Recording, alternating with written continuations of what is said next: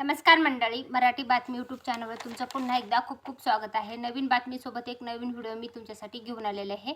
सरपंच संतोष देशमुख हत्या प्रकरणासंदर्भात जे आहे तर ते महत्त्वाचं अपडेट जे आहे तर ते आलेलं आहे। संतोष देशमुख हत्या प्रकरणाला जवळजवळ 77 दिवस उलटून गेलेले आहेत, परंतु अद्यापही 7वा जो आरोपी आहे कृष्णा आंधळे त्याला पकडण्यात पोलिसांना अपयश आल्याचं आपल्याला पाहायला मिळत आहे। तर त्याच्या संदर्भातली जी आलेली आजची महत्त्वाची बातमी आहे तर त्याचाच व्हिडिओ मी तुमच्यासाठी घेऊन आलेला आहे। व्हिडिओला सुरू करण्याच्या आधी तुम्ही जर आपल्या चॅनलवर नवीन असाल तर चॅनलला सबस्क्राइब आणि व्हिडिओला लाईक जरूर करा आणि व्हिडिओ शेवटपर्यंत नक्की पहा।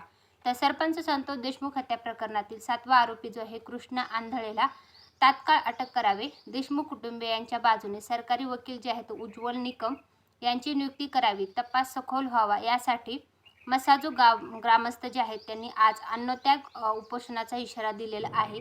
संतोष देशमुख यांची हत्या जी आहे ते 9 डिसेंबर रोजी अत्यंत निर्घृणपणे अपहरण करून त्यांची हत्या करण्यात आली होती। या प्रकरणाला तब्बल 77 दिवस उलटले असून 7वा आरोपी जे आहे कृष्णा आंधळे अद्यापही फरार आहे, त्याला तात्काळ अटक करावे असे मसाजो ग्रामस्थांनी आपल्या आंदोलनाच्या मागणी पत्रकामध्ये दिलेले आहेत।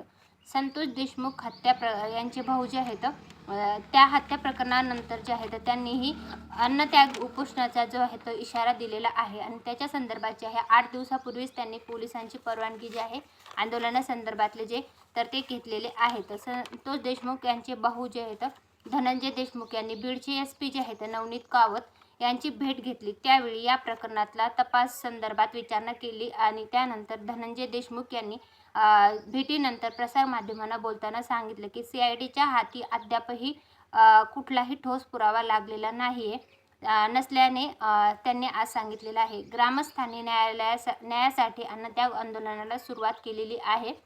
देशमुख हत्या प्रकरणाचा तपास SIT CID आणि बीड पोलीस करत आहेत। अद्यापपर्यंत त्यांना ठोस पुरावा जो आहे तर तो भेटला नसल्याचं त्यांच्याकडनं सांगण्यात आलेलं आहे।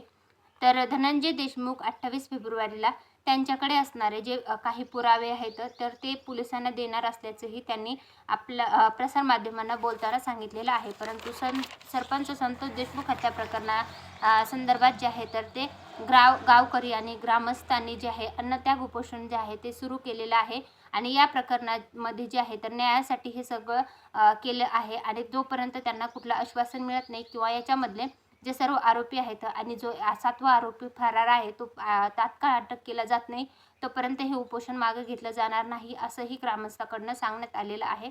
तर ही होती सरपंच संतोष देशमुख हत्या प्रकरणासंदर्भातली आलेली आजची माहिती। तर याच्या संदर्भातले तुमचे काही मत असतील तर कमेंटमध्ये नक्की नोंदवा। व्हिडिओ आवडला असेल तर व्हिडिओ नक्की लाईक करा। अशाच नवनवीन माहितीपूर्ण व्हिडिओ पाहण्यासाठी आपल्या चॅनलला सबस्क्राईब करायला विसरू नका। धन्यवाद।